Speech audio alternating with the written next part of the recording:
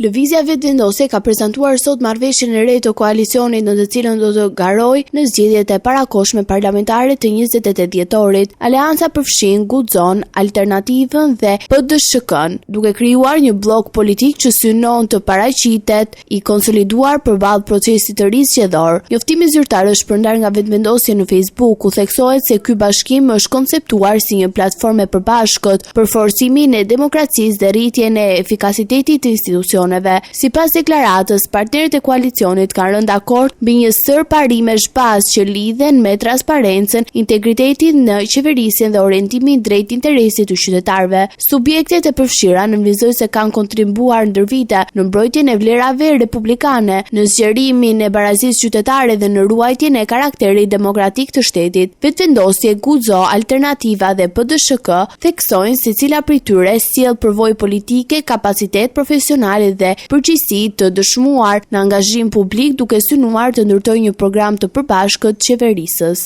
Zgjedhjet e 28 dhjetorit organizohen pas pamundësisë për të formuar institucione të reja nga votimi i 9 shkurtit, ku nëse Vetëvendosje fitoi shumicën relative, nuk arriti të sigurojë numrin e nevojshëm të votave për krijimin e qeverisë. Ky zhvillim e çoi Kosovën drejt procesit të rizgjedhor, që do të jetë i 10-i në radhë që për përfundimin të luftës. Rasti i zgjedhjeve të 9 shkurtit mbetet i pari që nga shpallja e pavarësisë, kur pas zgjedhjeve të rregullta nuk arriti të ngrihen institucione, duke e detyruar vendin të rikthehet sërish në votimin brenda të njëjtit vit.